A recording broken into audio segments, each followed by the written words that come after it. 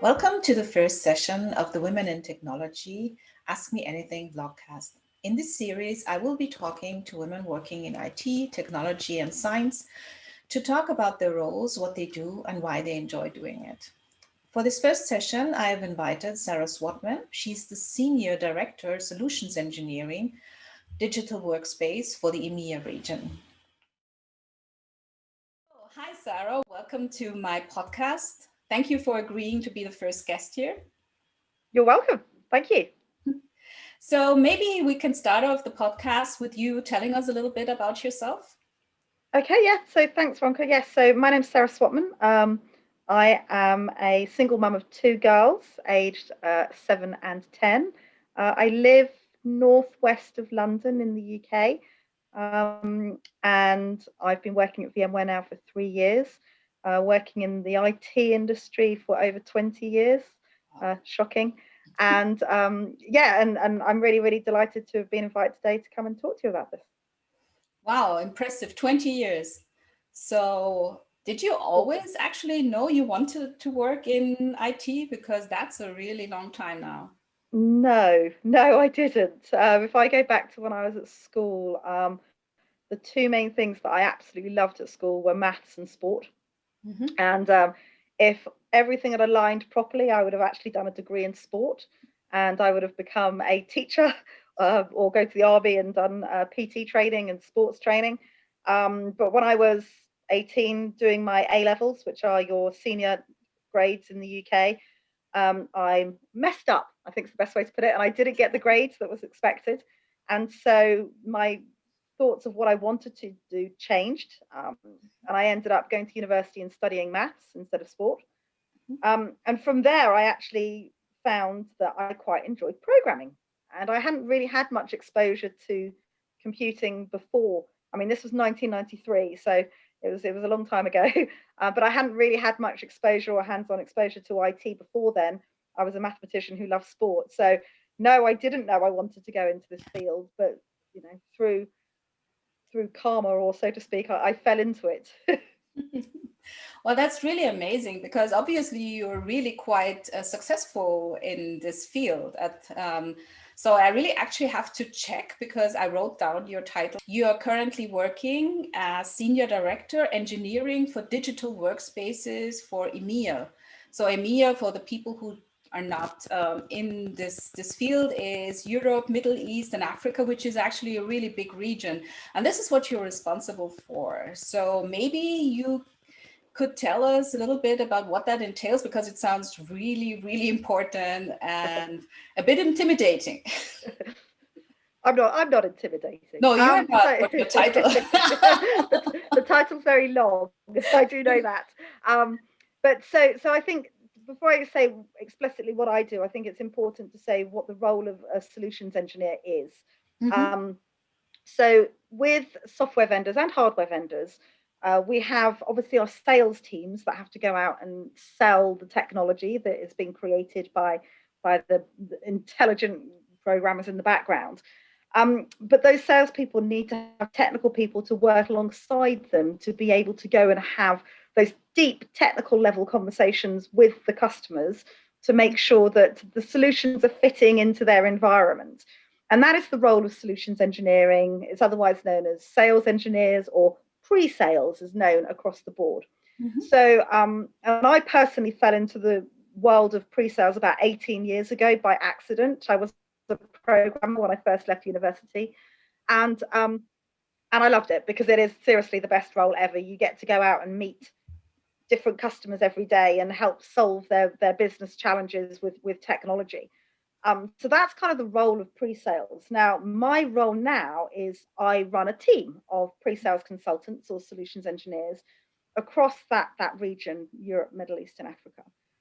What that means is I am responsible for ensuring that we call them SEs, solutions engineers, but the SEs have all the relevant training to make sure that they're kept up to speed with all the relevant technical and soft skills training, because this role isn't just talking about technology, it's also being able to present it in a way that people understand at different levels. So that could be presentation skills, demonstration skills, listening skills, which are incredibly important in this role. So I have to make sure that everybody has that available to them. Making sure that people are having those career conversations. Where do they want to go? Where are they now? How are they going to get to those next levels of what are interesting to them? Then you have all the strategic stuff. So if we look at EMEA, Europe, Middle East and Africa, we're a slightly different region than maybe APJ, so Asia Pacific, Japan. So if we look at the strategic things that need to be done at an EMEA level, because obviously EMEA is different than APJ, so Asia Pacific, Japan, which is different from the USA. So what things do we need to do differently? We get, from a corporate standpoint, we get information that flows down, but how do we change that? How do we make it relevant to our marketplaces? Because, and this is where it becomes really interesting. If you think what works in the UK may not work in Poland, which may not work in the UAE, which may not work in South Africa. So the huge variety of cultures and nationalities that we have in Europe, Middle East and Africa also means that we have to look at different strategies for different regions as well. And that also means coverage. How many people do we need in different countries, and how do we link them up with the relevant sales parties? So that's another area of my work that I look at. But if I think about on a week by week basis, no day is the same. And I think when you look at solutions engineering and pre-sales, that's the thing that's exciting. It's variable. Every day is different. I have my calls, my regular calls with my teams and my managers and the SEs, but working alongside my partners in sales and marketing and HR, it's completely varied. You actually talked about a little bit about how diverse your team is. The question of diversity is something that's very close to your heart, isn't it? I mean, you're the person who founded the WISE network, the Women in Solution Engineering's network in this region. And maybe you want to talk about why you did that, because it's a really great initiative. Yeah, absolutely. So the role of pre-sales has, for one reason or another, which I've never understood, been very, very male dominated. And if I look at my career when I was a pre-sales person, and some places I worked, I was the only female SE in the entire company, so it wasn't just in my country, it was in the entire company. And personally, I think that women are ideally suited to this role because there's an awful lot involved around the soft skills side and not just the technical side. It's a combination of both. And so looking at VMware and looking at our network, I wanted to create a community of the ladies that we do have and make everyone feel part of that community together. Because if you are the only lady in that country doing that role, being able to have a conversation with somebody else who understands can be quite difficult if there's nobody else of the similar interests. It's not always about gender, but that does give indications of interests and things that you can talk about. And yes, we started about 6 months ago, created the Women in Solutions Engineering EMEA network, which has got over 70 ladies all coming together and exchanging so many different stories, not just about work, but also what it's like to be a mother working in this role, which can be, you can be traveling outside of your country, on whatever it may be, being a young mother, being pregnant, for example. I mean, I remember having great conversations with people about when I was pregnant doing this role. There weren't many other, in fact, there was nobody else to talk to. The company didn't even know what the maternity policy should look like for me. So, and this is an old company. So I'm a real advocate of women in the role of pre-sales, but women in technology in general, getting more young ladies and girls into STEM subjects. I did my degree in maths. Again, there weren't many of us ladies doing that degree. And I know yourself, you did a very technical degree as well. True. I studied chemistry, which is also not necessarily IT related, and it was the same basically. There were much more men, very few women to relate to. And I totally agree. So for me, it was also a great thing to see this women's network that you created and see all these women who are actually already working for a company. So I really enjoy that as well. And but that brings me to the question, why there are so few women. One of the things is maybe that they don't actually know and what we do. And this Mm. is something we're trying to address here. And the other thing is that I think, for example, when you talk about a technology, they don't actually know what that is. For example, you're responsible for workspace solutions. And I, of course, since I'm working with VMware, I know what workspace solutions are. But what is this really? I mean, Yeah, so the digital workspace area that I work in, it's all around enabling people to be able to work on any device in any location, and what I mean by that is, and especially in the current circumstances, where we're in this pandemic at the moment, but being able to enable people to work from home on a device that suits them, whether that be a Mac, an iPad, a Windows, a Chromebook, whatever it may be, but have the same access to all the same applications as well. So they have their own digital workspace with the same applications no matter what they're working on, but also having it in a seamless way so that they don't have to remember 400 passwords for all of the applications that they access. They have a portal, they click on the portal, it single signs them onto all the applications that they need. Self-service, so if they haven't currently got access, there's a whole catalog they can choose from. So that's the digital workspace solutions, and I find this a really exciting and interesting place because it focuses on the user mhm. and not the infrastructure. So Yes. if you look at technology as a whole, so much of it is in the background that the end user doesn't really get to see, and there's no emotion associated to it. Whereas this touches users, touches the individual, and gives them that employee experience. Very true. And an interesting thing you're mentioning of the pandemic just reminded me that how much of our work is actually very related to current things happening and how much you are actually involved in things that are happening around the world. So, especially in this case, I mean, I remember there were a lot of projects that arose just because of the situation we're hit in the world today. So, it's not only that you get to work with technology, you actually get to work on the forefront of things happening. Isn't that true? Absolutely, absolutely. And I think the really interesting thing around the workspace side, particularly, was all of our different customers in, we'll call them verticals, so different areas of business. So healthcare, we had some big projects where we had to help hospitals suddenly enable their patients to be able to communicate at home because they weren't allowed visitors, and giving them this access to be able to do that was empowering. But then you've got the finance. I can't remember which bank it was saying that suddenly they're running the whole country from people sat at home in their kitchens as opposed to working in the big multi-story buildings that they're used to. And so yes, this pandemic really has brought to the forefront many of the things we've been doing, but also I find it fascinating the different organizations we get to talk to, from Mhm. healthcare to finance to retail to manufacturing to pharmaceutical at the moment. Yeah. It's so on the forefront, especially with the vaccines. And yeah, it's just, I find it interesting, and I always find it really interesting talking to all of these different customers about what they're needing to achieve, and then how can we help them enable their workforce to actually be able to keep the lights on and keep those businesses going.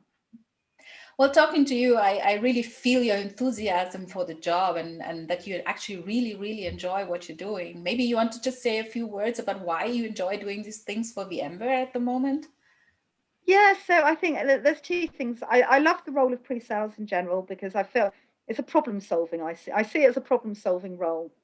Work with customers who've got an issue that they need solving, and we're there to help them solve it. And I like that aspect of things. I like the variety.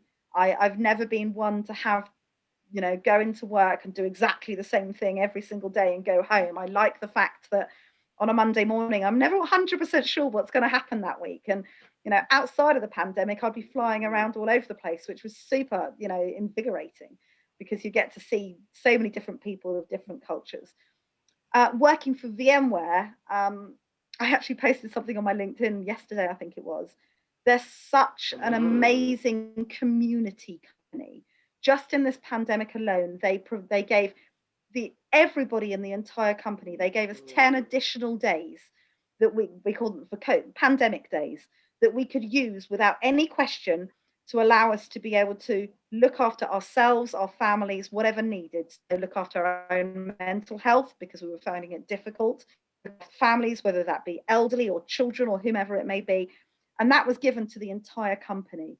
They also gave us epic days. So shut down the company for a whole day, and they've done this twice. And they've actually now given us the whole of the week after the Christmas period, the entire company shutting down, just to make sure they're looking after the staff. So from a community and people perspective, they're an incredible organization.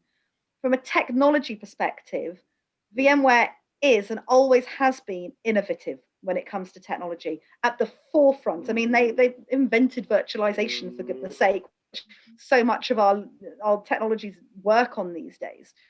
But being at a company that's continually evolving, continually innovating around technology, which then has a direct impact on the way in which people can work and provide benefit to their own customers, whether they be employees, customers, patients in healthcare. I find it inspiring, and I personally find Pat Gelsinger, our CEO, an incredibly interesting, inspiring, and fascinating man, and he really is, the best CEO out there. Yeah, you're taking the words right out of my mouth, I would say, because that's exactly the thing I also I've been thinking about it. So maybe as a last thing, I would ask you what suggestions you would have for young women starting out in the field or wanting to go into this field. Is there anything you would like to tell them? Don't be afraid. You may, and you probably will in some cases, be the only lady in the room. I always saw that as an advantage, not a disadvantage. Use the skills that you have as an individual that you are. Be true to yourself.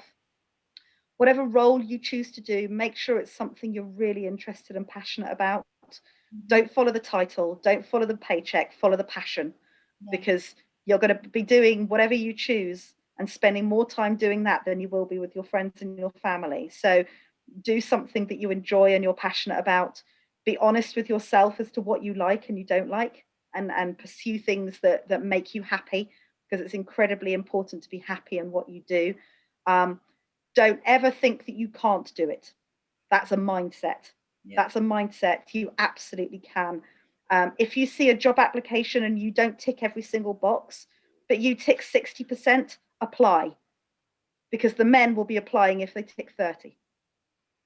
So have faith in yourself. There is no such thing as a perfect fit for a role. Put yourself out there, be bold, be brave. It's the best thing I ever did. And I get to work with some really incredible people, and you just have confidence in yourself. And also I'd say maybe find yourself a mentor, find yourself a coach, go out there, have a look on LinkedIn, find women that have got, that have been in the industry 10, 15 years or more. Reach out to them, even if you've never met them, and say, I'm looking for somebody to help me. Would you be interested? Because I can tell you 95% of the ladies out there would absolutely do anything they can to support young people starting on their journey and give any assistance and insight that they can. So be bold, be confident, but follow your heart and follow what you want. Yeah, that's such great advice, especially around the mentoring and reaching out to people who have done something similar and asking them just maybe about their journey. That's such a great thing to do and so helpful.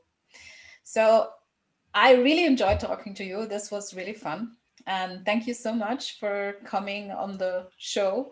Been a pleasure. And talk to you soon, hopefully. Absolutely. Thank you, Ronka. Thank you, Sarah.